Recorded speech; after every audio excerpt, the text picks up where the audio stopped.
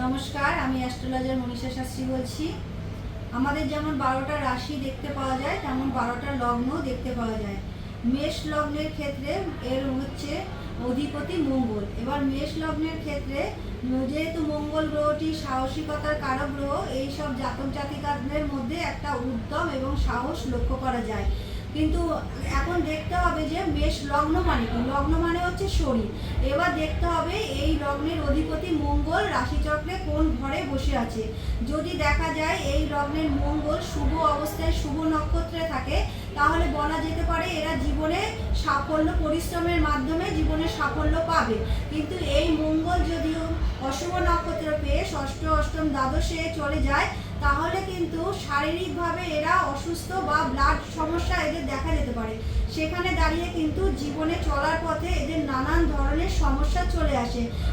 এদের ক্ষেত্রে দেখা যায় যে বহুবার কর্ম পরিবর্তনের যোগ কিন্তু এই মেষ লগ্নের জাতক জাতিকাদের ক্ষেত্রে দেখা যায়। তারপরেও মেষ লগ্নের ক্ষেত্রে হচ্ছে কর্মকারক অধিপতি হচ্ছে শনি।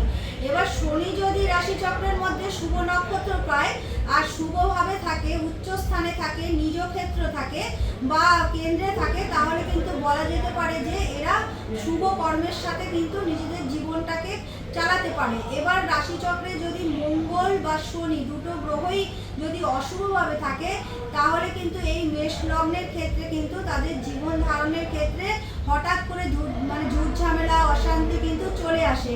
এদের সাহস আর জেদ, এদের পরাক্রম কিন্তু ভীষণভাবে দেখা যায়।